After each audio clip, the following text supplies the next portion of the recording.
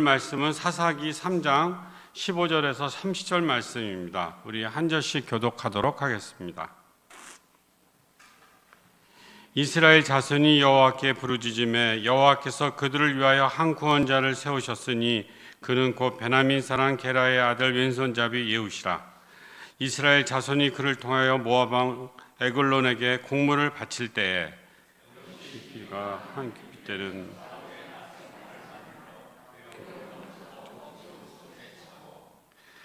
곡물을 모압 왕 에글론에게 바쳤는데 에글론은 매우 비둔한 자였더라. 에글론이 곡물 바치기를 마친 후에 곡물을 메고 온 자들 자기는 길가 근처 돌 뜨는 곳에서부터 돌아와서 이르되 왕이여 내가 은밀한 일을 왕에게 아뢰려 하나이다 하니 왕이 명령하여 조용히 하라 하매 모셔 선 자들을 다 물러간지라.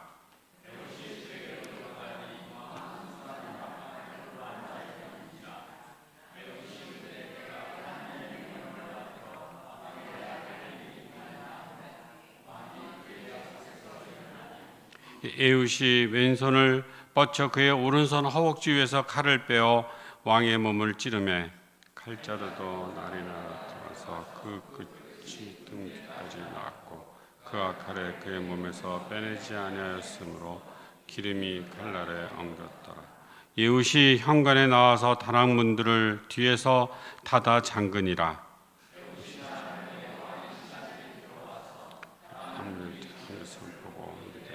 왕이 분명히 서늘한 방에서 그의 발을 가리우신다. 그들이 오래 기다려도 왕이 다락문을 열지 아니하는지라. 열쇠를 가지고 열어본즉 그들의 군주가 이미 땅에 엎드려져 죽었더라. 그들이 기다리는 동안 이웃이 그가 이르러 에브라임 산지에서 나팔을 불매 이스라엘 자손이 산지에서 그를 따라 내려오니 예후시 앞서 나가며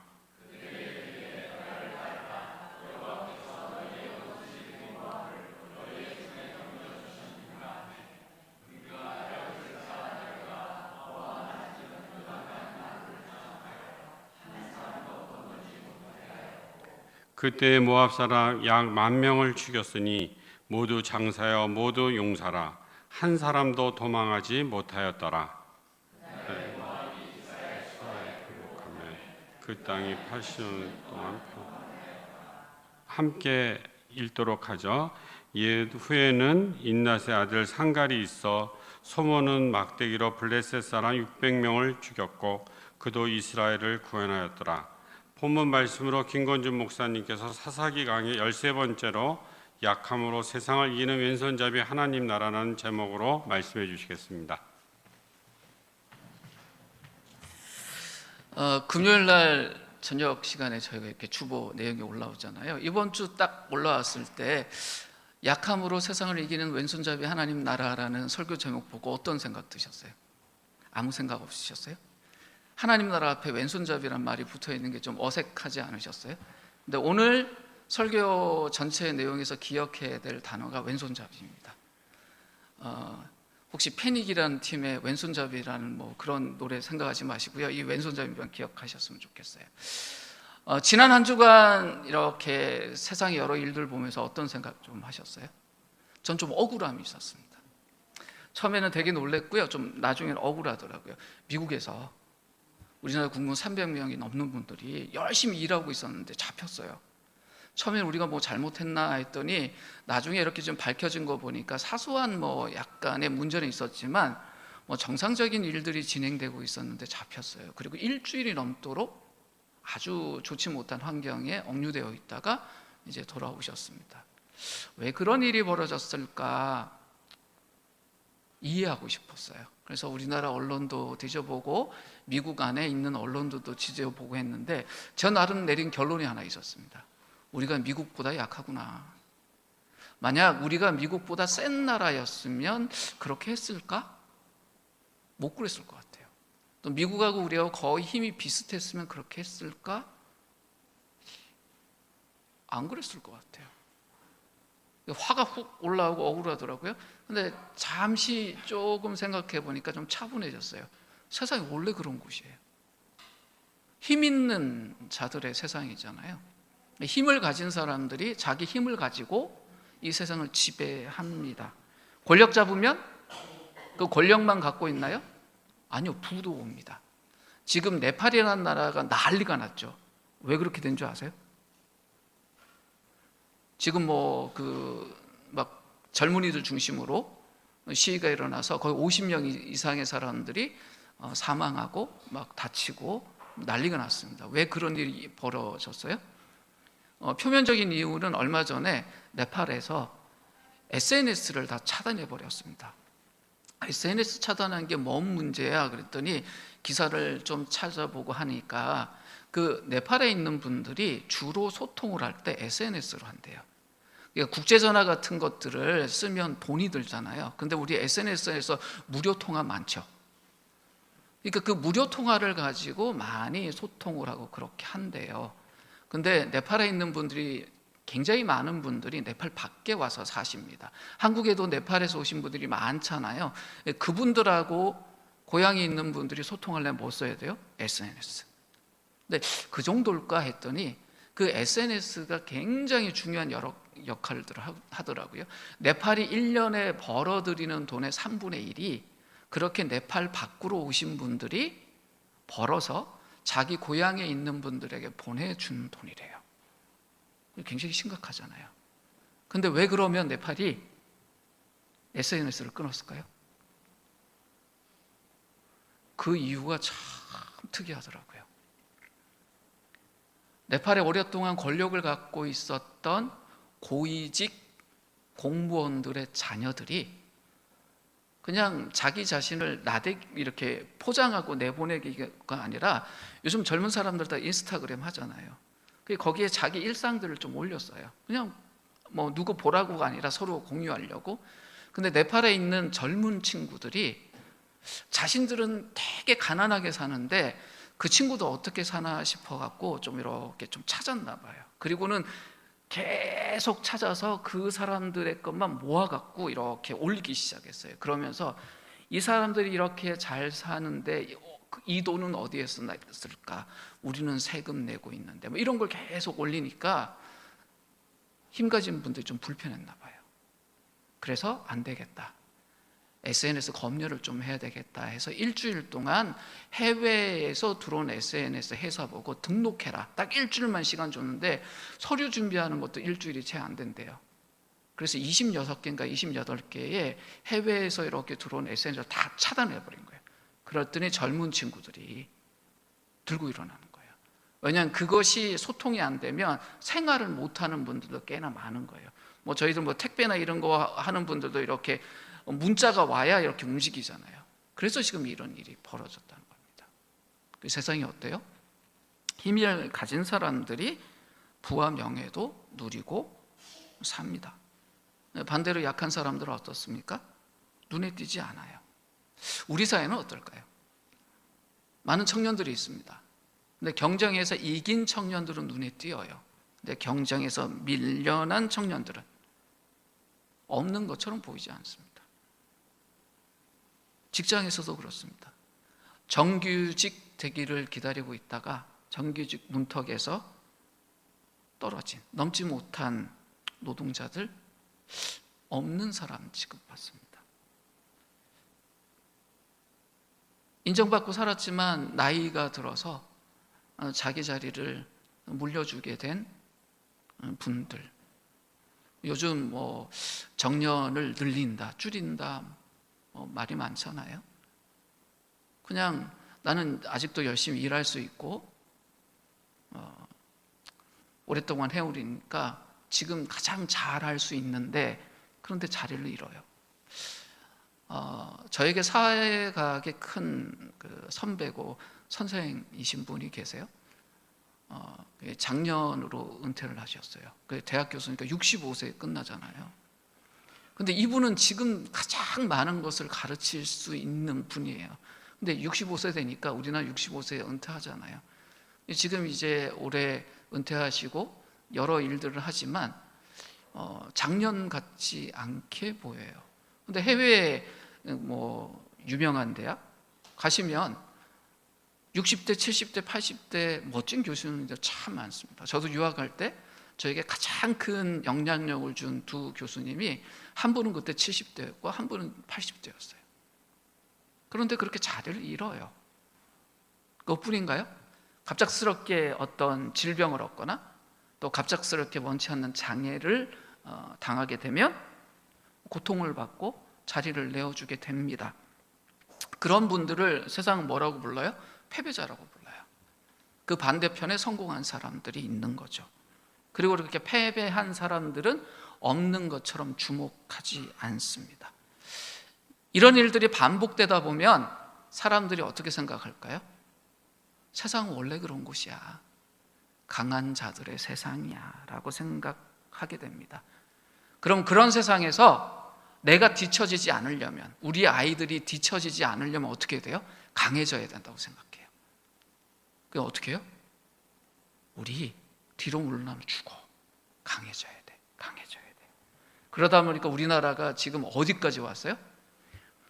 태어나서 4살 되면 그때부터 강해져야 된다. 그래서 4세 고시, 5세 고시. 아마 강남권에 사시는 분들은 이거 잘 아실 거예요. 우리 손주들 이야기예요. 뭐 무슨 영어 유치원에 들어가는데 미리 뭐 사전에 시험을 친대요. 그게 4세 고시래요. 그 내용을 봤어요. 영어로 질문하고 영어로 대답하는데 이런 거예요. 기후위기가 요즘 많이 힘든데 네 생각은 뭐니? 이게 4세 고시 질문이에요. 이런 세상이 되어버렸어요. 더 강해져야 된다. 뒤처지면 안 된다. 경쟁에서 뒤로 가면 안 된다는 거예요. 경쟁에서 뒤로 가면 어떤 사람이 돼요? 가치가 부족하거나 없는 사람이 되어버려요. 그래 어떤 일이 벌어집니까? 나에게 있는 어떤 약함이 있으면 감추어야 된 수치가 돼요. 이거 남 보여주면 안 돼. 세상이 이렇게 되어버리는 거죠. 그럼 지금만 그랬을까요? 아니요. 아주 오래된 역사 속에서도 그랬습니다. 오늘 본문에 나와 있는 이스라엘 역사 속에서도 그랬습니다. 모압이라면 이스라엘에게 있어서는 원수 같은 나라거든요. 근데 그 모압의 왕 에글론이 힘이 훨씬 세지니까 이 이스라엘을 압제했어요. 우리식으로 말하면 일본이 35년 동안 우리를 압제한 것 같은 그런 일들이 벌어졌습니다. 그러면 이스라엘 백성들이 어떻게 반응했어야 됩니까? 야, 이건 아니지 않냐. 다른 나라도 아니고 모압이 우리를 이렇게 한다니 하고 뭔가 독립운동도 하고 뭔가 좀 이렇게 싸우고 해야 되는데 전혀 그런 반응이 아니라 우리가 저 사람들보다 약하잖아. 우리가 싸운다고 해결되는 게 아니야 라고 하면서 마음에서부터 행동에까지 속수무책이야 라고 하고 있었던 거예요. 근데 여쭤볼게요. 정말 이 모압이란 나라, 에글론이라는 왕의 힘이 커서 이런 일이 벌어졌을까요? 이스라엘 나라가 힘이 너무 약해서 어떻게 할 수 없는 상황 속에 국제적인 어떤 힘의 역학 때문에 벌어진 일일까요? 성경은 그렇게 말하지 않습니다. 오늘 우리가 함께 읽었던 15절 이전에 12절 말씀에 기록된 내용을 한번 같이 읽었으면 좋겠습니다. 천천히 읽겠습니다. 시작. 이스라엘 자손이 다시 주님께서 보시기에 악한 일을 저질렀다. 그들이 이렇게 주님께서 보시기에 악한 일을 저질렀기 때문에 주님께서는 모압 왕 에글론을 강적이 되게 하여서 이스라엘을 대적하게 하셨다. 굉장히 짧은 문장이죠. 하나의 문장인데 여기에 2번 반복되는 내용이 있습니다. 뭡니까? 주님 보시기에 악한 일을 저질렀다란 말이 이 짧은 문단 안에 2번 반복됩니다. 이스라엘이 모압에 압제를 당한 이유는 모압이 힘이 세서 이스라엘이 약해서입니까? 아니면 이스라엘이 하나님 앞에서 악한 일을 행했기 때문입니까? 후자예요.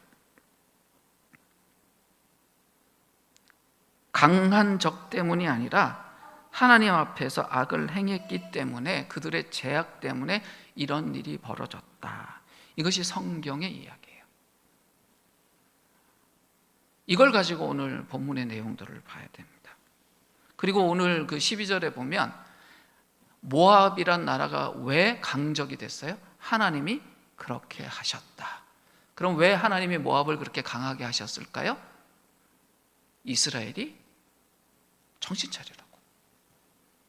그런데 이스라엘은 어때요? 그 견딜 수 없는 압제 밑에서 속수무책이에요. 우리 싸울 수 없어. 이길 수 없어. 이렇게 계속 두면 어떻게 될까요? 하나님의 의도는 뭐였죠? 우리가 하나님 앞에 잘못했네. 하나님께 돌아가야지. 이래야 되잖아요. 한참 동안 힘들었습니다. 그러면 이스라엘 백성들 하는 거 있잖아요. 하나님 우리 구해주세요. 그렇게 열심히 기도할 때 하나님이 드디어 움직이십니다. 그런데 이 하나님의 움직임이 사람들이 세상이 기대했던 방식하고 전혀 다른 방식으로 작동합니다. 그게 오늘 본문에서 우리가 주목하고 배워야 되는 중요한 메시지입니다. 15절 말씀 한번 띄워주시겠어요? 같이 읽겠습니다. 시작. 이스라엘 자손이 여호와께 부르짖음에 여호와께서 그들을 위하여 한 구원자를 세우셨으니 그는 곧 베냐민 사람 게라의 아들 왼손잡이 예후시라. 좀 이상하지 않습니까? 이스라엘 자손이 하나님께 기도해서 하나님이 그들을 위해서 한 구원자를 세우셨다. 이건 이해가 돼요. 그리고 그를 소개합니다. 베냐민 사람이다. 게라의 아들이다. 여기까지는 이해가 되는데 굳이 왜 왼손잡이라고 이야기를 할까요? 빼도 되잖아요. 왼손잡이 빼고 한번 읽어볼까요? 이스라엘 자손이 여호와께 부르짖음에 여호와께서 그들을 위하여 한 구원자를 세우셨으니 곧 베냐민 사람 게라의 아들 예후시라. 문제 있습니까? 없어요. 그게 왜 굳이 넣었을까요? 오늘 본문에서 핵심이 뭐냐면 이 왼손잡이라는 말이에요.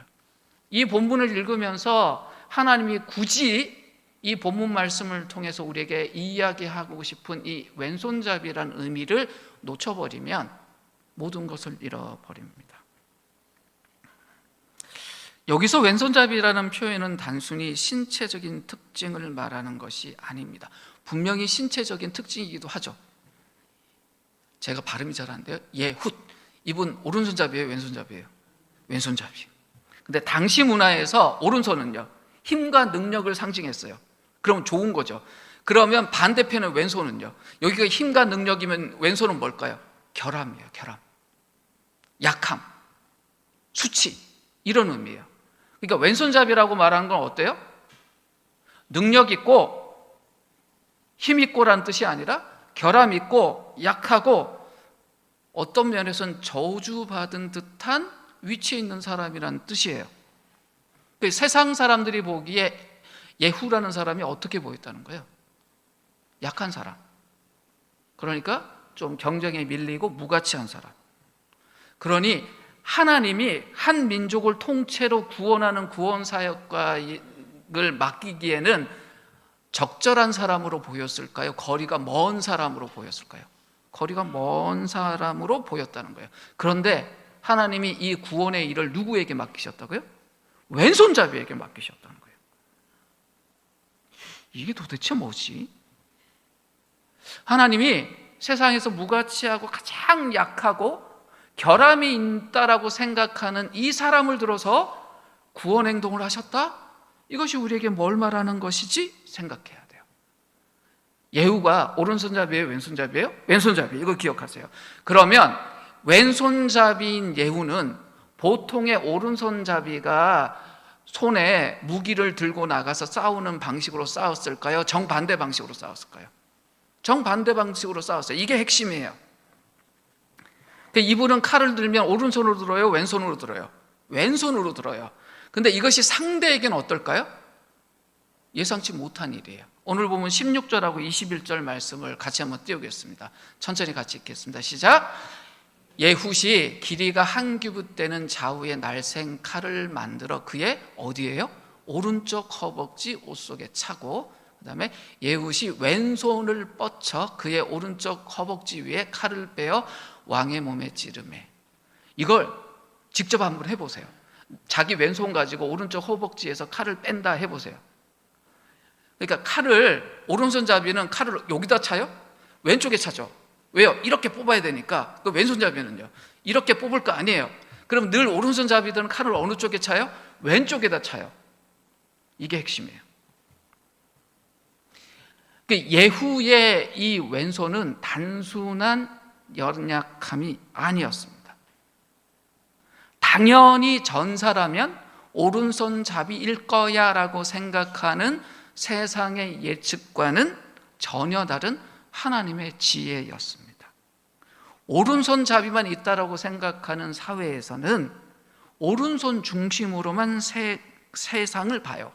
그 예후라는 사람이 칼을 숨긴다면 어디다 숨긴다고 생각할까요? 오른손잡이 사람들은 왼쪽에만 있다고 생각할 거 아니에요. 그러니까 왕의 경호원들이 예후의 몸을 수색할 때 어느 쪽만 살폈을까요? 왼쪽 허벅지만 살폈어요. 거기 칼이 있었습니까? 없었습니까? 없었습니다. 그러니 왕 앞에 나아갈 때까지 예후는 그렇게 준비한 칼을 몸에 숨기고 갈 수 있었습니다. 아무도 예후의 왼손을 주목하지 않았습니다. 하나님의 구원이 임했습니다. 이 모압의 왕이 제거돼요. 누구에게서요? 왼손잡이 예후를 통해서. 하나님의 구원이 이렇게 세상이 생각하고 기대하는 것하고는 전혀 다른 방식으로 이 세상에 임합니다. 이 예후의 이야기는 우리가 주님으로 모시고 있는 예수 그리스도의 이야기의 그림자이기도 합니다. 예수님을 기대했던 그 당시 세상 사람들이 어떤 기대가 있었어요? 세상에서 가장 강한 왕의 모습으로 올 걸 기대했잖아요.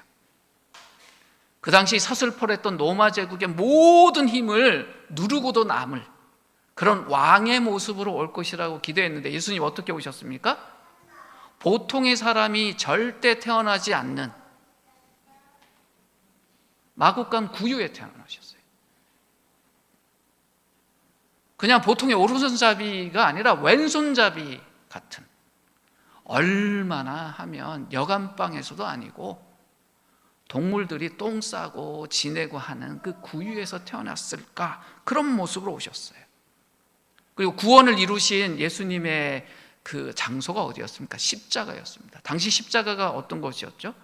세상에서 가장 실패한 사람들, 큰 죄를 짓고 이제 죽어야 되는 사람, 죽는데 어떻게 죽어요? 그 죽음의 과정을 다 노출하면서 온갖 수치와 모욕을 다 당하는 그 십자가. 그래서 누군가 십자가 처형을 당한다 그러면 당시 사람들이 어떻게 생각했어요? 인생을 어떻게 살았으면 저런 십자가 처형을 당해? 혹은 아유, 그렇게 혁명을 일으키면 성공했어야지, 그걸 실패하고 나니까 저렇게 십자가에서 죽지. 그렇게 사람들이 여기던 그 십자가에서 하나님 어떤 일을 하십니까? 세상을 구원하는 일을 하세요. 이게 복음이에요. 세상 모든 사람들이 가치 없고 가장 약하다고 생각하는 그곳에서 하나님은 구원의 승리를 이루어내셨습니다.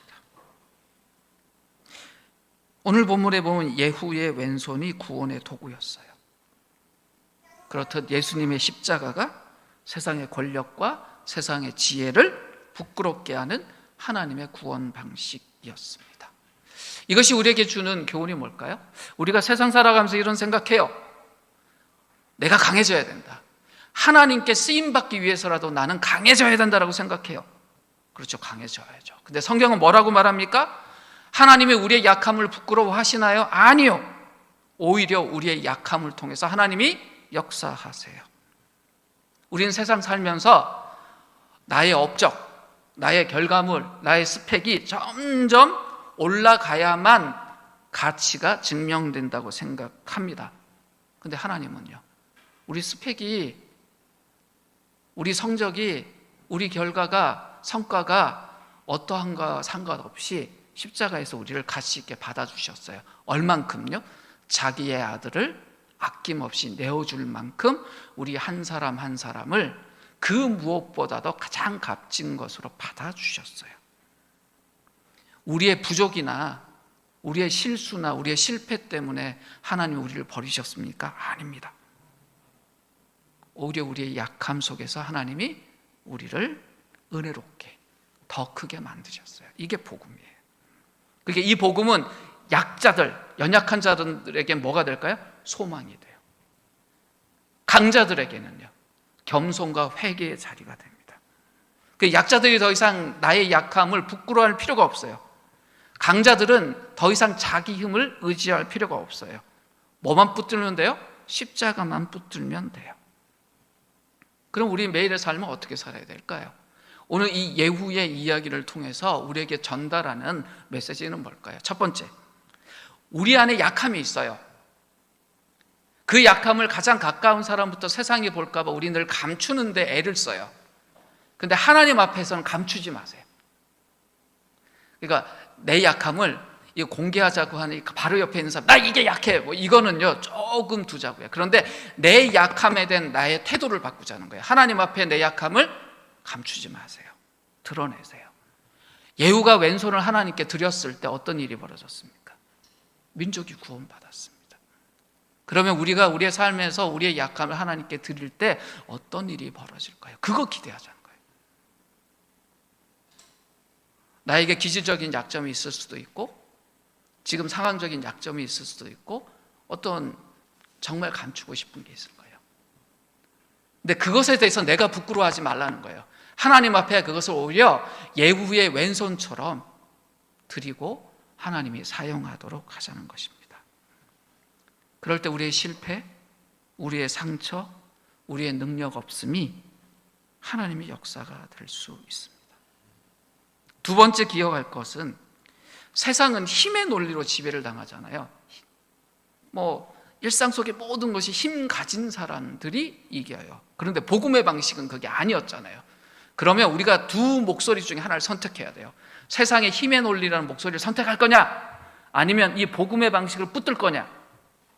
일상을 보면 세상의 소리를 붙드는 게 훨씬 나은 듯 보이지만, 이 세상을 만드시고 이 세상을 지금 유지하시고 결국에는 이 세상을 심판하시고 새로운 창조를 만들어낼 분이 누구십니까? 세상 모든 것의 창조주이고 주인이신 하나님이시잖아요. 그럼 그분이 우리에게 주신 이 복음의 방식을 우리가 붙들어야 됩니다. 그럼 매일 어떻게 살아야 됩니까? 경쟁에서 이기겠다고 남을 짓밟고 하는 것이 아니라 오히려 예수님처럼 나를 내려놓고 이웃을 살리는 것을 선택합시다. 그러면 어떻게 될까요? 바로 그 우리의 삶의 자리에 하나님 나라가 임해요. 우리가 매일 하나님 나라 속에 살 수 있는 게 뭐냐면, 내 삶의 자리에서 복음의 방식을 붙드는 거예요. 지난 일주일의 삶을 한번 돌아보십시오. 내가 나를 내려놓으면 하나님 나라가 임할 수 있었던 곳이 어디였나? 사람들과 관계일 수도 있고, 비즈니스일 수도 있고, 여러 가지가 있을 겁니다. 이번 한 주 삶을 살면서, 그래, 그 자리에 나를 내려놓자. 그럼 그곳에 하나님 나라가 임할 거다. 세 번째는요, 고대 사회 안에 왼손잡이는 굉장히 수치스러운 사람이었고 패배자였잖아요. 근데 그가 누가 됐어요? 이스라엘의 지도자가 됐어요. 공동체적으로 왼손잡이 같은 그렇게 연약한 자를 붙드는 게 중요합니다. 한국 사회는 여전히 강자 중심의 구조 속에 있어요. 그래서 지하철에 장애 있는 분들이 휠체어를 가지고 탈 때 많이 불편해합니다. 그분도 불편하지만 그분들 때문에 지하철 이렇게 운행이 밀리면 사람들이 어때요? 불편해요. 우리는 그러지 맙시다. 오히려 그 약간의 몇 초의 혹은 1분의 늦어짐이 이 땅을 하나님 나라로 만들어요. 세상 사람들은 세상 논리로 살 때 우리는 하나님의 나라의 기준으로 우리 사회 안에 있는, 우리 공동체 안에 있는 왼손잡이들, 그 약자들, 그 연약한 사람들을 붙잡읍시다. 그럼 우리 삶 속에 뭐가 피어난다고요? 복음의 꽃이 피어나요. 연약한 자, 실패한 자, 상처 입은 자를 품을 때 이 세상은 세상과 다른 세계를 만나요. 그거 하라고 이 땅에 교회가 있어요.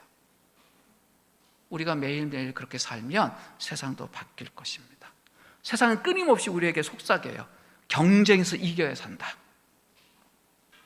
근데 하나님 우리에게 뭐라고 이야기하세요? 나는 너의 연약함을 사용한다 그래요. 이 하나님의 음성을 깊이 듣고 자신의 인생을 살아갔던 한 인물이 있습니다. 그가 누구입니까? 바울이에요. 바울이 어때요? 인간적인 약점이 너무 많은 사람이었어요. 바울이 자기 육체에 가시가 있다고 그러잖아요. 학자들이 그걸 연구했는데요, 여러 가지 이야기를 해요. 꼽추였을 거다. 똑바로 설 수 있어요? 꼽추 똑바로 못 서잖아요. 그리고 대머리였을 거다. 그리고 안질이 심해서 앞을 잘 못 봤을 거다. 혹은 어떤 분들은 간질이 있어서 가끔 쓰러져서 막 힘들었을 거다. 어느 걸까요? 21세기에 들어서 정리가 됐습니다. 그 모든 걸 갖고 있었을 거다. 대머리에 꼽추에 안질도 있고 가끔씩 간질도 앓는 굉장히 약한 사람이었다. 근데 그를 통해서 하나님이 큰 일을 일으키셨죠. 그런데 이 바울이요, 고린도 후서에서, 고린도 교회에 보낸 세 번째 편지에서 자기 자신의 이 삶에 대한 이야기를 합니다. 고린도 후서 12장 9절 말씀 한번 띄워주시겠어요? 나에게 이르시기를 내 은혜가 내게 족하도다. 이는 내 능력이 어디에서요? 약한 데서 온전하여짐이라 하신지라. 그러므로 도리어 크게 기뻐함으로 나의 여러 약한 것들에 대하여 자랑하리니. 바울이 뭐라 그래요? 여러 약한 것들에 대해 자랑한다. 이는 그리스도의 능력이 내게 머물게 하려 함이라. 바울은 참 약한 사람이었습니다. 그러나 삶에서 패배하는 사람이 아니었어요. 서양사에서 예수님이 세상을 바꾼 대표적인 인물이라 그래서 그 서양력이 예수님의 탄생을 기준으로 바뀌잖아요. 기원 전, 기원 후. 근데 예수님만큼 서양의 역사를 바꾼 사람으로 누굴 말해요? 바울을 이야기해요. 인생의 패배자가 아니었어요. 참 약한 사람이었지만 예수님을 따름으로 승리한 사람이었습니다. 그럼 하나님은 오늘도 어떤 사람을 찾을까요? 예후 같은 사람, 바울 같은 사람을 찾으셔요. 세상은 약하다고 말하는 손, 그 왼손으로 사는 사람들, 실패했다라고 낙인 찍힌 삶, 그리고 스스로도 부끄러워서 감추고 싶은 상처가 있는 사람. 그런데 하나님은 바로 그 우리의 연약함, 약함, 실패를 들어서 구원을 이루십니다. 근데 우리의 약함이 뭡니까? 세상이 말하는 그런 어떤 재정적인 약점, 직업적인 약점, 건강의 문제 이런 것들일까요? 그런 것도 해당되지만 더 중요한 것이 있어요. 인간의 가장 근본적인 약점이 뭡니까? 하나님 없이 자기 스스로의 힘으로만 살아가겠다고 하는 근본적인 영적 약함이 있어요. 그게 세상 사람이 어떻게 살아요? 이 문제 해결하겠다고 끊임없이 더 많은 것을 해결하고 더 많은 것을 가지려고 애쓰고 더 높은 곳에 올려가려고 합니다. 그럴수록 뭐만 커져요? 허무함만 커져요. 세상 모든 사람들이 이 죄와 죽음의 문제 앞에서는 모두가 왼손잡이에요. 자기 스스로 해결할 수 있는 사람이 아무도 없어요. 그런데 하나님이 그 세상 모든 사람들에게 너 스스로 오른손잡이 되라고 요구하시나요? 요구하지 않으셔요. 오히려 그 무능함을, 그 한계를 인정할 때 오히려 우리를 품어주시고 우리를 세워주세요. 바울의 고백 하나를 더 보죠. 고린도후서 12장 10절 말씀입니다. 같이 한번 읽을까요? 그러므로 내가 그리스도를 위하여 약한 것들과 능력과 궁핍과 박해와 공고를 기뻐하노니 이는 내가 약한 그때에 강함이라. 약하니까 바울이 뭐 했습니까? 하나님만 붙들었습니다. 그랬더니 어떤 일이 벌어졌습니까? 왼손잡이였지만 그 오른손잡이들의 세상을 이겨낼 수 있었습니다. 우리 삶에 문제가 있어요. 고통이 있어요. 실패가 있어요. 그럴 때 어떻게 해요? 나의 힘 내려놓고 하나님의 능력을 구하는 것, 그것이 하나님이 원하시는 삶이에요. 하나님은 오늘도 강자의 무기가 아니라 약자의 약한 손을 통해서 세상을 새롭게 만들고 계십니다. 강자의 손이 되려고 하지 마시고요, 하나님 앞에 우리가 약자의 손이 되자고요. 그럼 우리를 통해서 어떤 일이 벌어져요? 하나님의 구원이 이루어집니다. 이번 주 한 주간 삶을 살 때 내 스스로 내 삶을 볼 때 왼손잡이처럼 느껴지는 부분들이 있을 거예요. 그럴 때마다 그걸 하나님 앞에 숨기지 말고 드러냅시다. 그럼 바로 그 자리에서 하나님 나라가 새로운 역사를 시작하게 될 것입니다. 실패한 자리 있습니다. 약한 자리 있습니다. 두려운 자리 있습니다. 그럴 때마다 하나님께 우리 자신을 드립시다. 그러면 성령이 우리와 함께 하시면서 바울에게 그렇게 하셨듯이, 예후에게 그렇게 하셨듯이 우리를 그 약한 자리에서 강하게 하실 것입니다. 그리고 동시에 세상이 왼손잡이라고 외면하는 사람들이 있을 때 그 사람 옆에서 함께 합시다. 그럴 때 우리의 삶에 실제적으로 하나님 나라가 임하고 하나님의 은혜를 함께 경험하게 될 것입니다. 이제 우리 자신을 위해서 또 우리 공동체를 위해서 이 땅을 위해서 기도했으면 하는데요, 기도할 때 두 가지 생각을 좀 하셨으면 좋겠습니다. 오늘이란 삶을 살아가면서 내가 감추려고 했던, 감추고 싶어 했던 왼손잡이의 약함이 무엇일까? 한번 지금 떠올려 보세요. 그리고 그걸 하나님께 지금 내려놓으셨으면 좋겠어요. 주님, 저는 이것이 제가 감추고 싶었던 왼손잡이였습니다. 근데 이제 이 약함을 하나님 앞에 숨기지 않겠습니다. 내어놓겠습니다.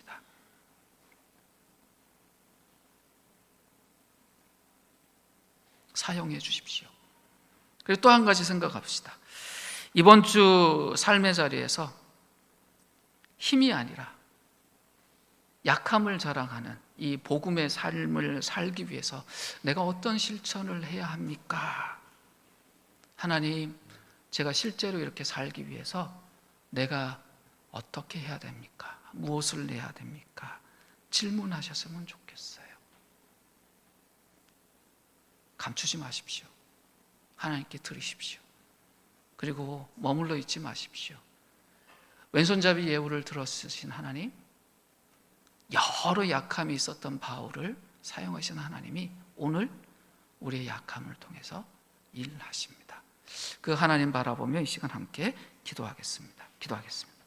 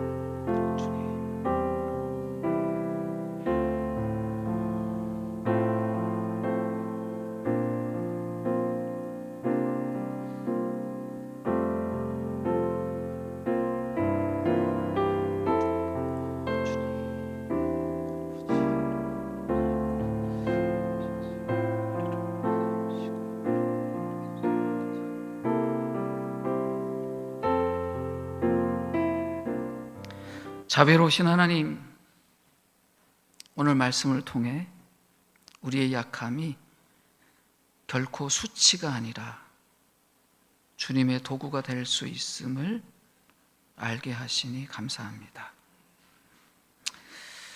삶 속에서 우리는 늘 강하게 보이고 싶고 부족함을 감추려 합니다.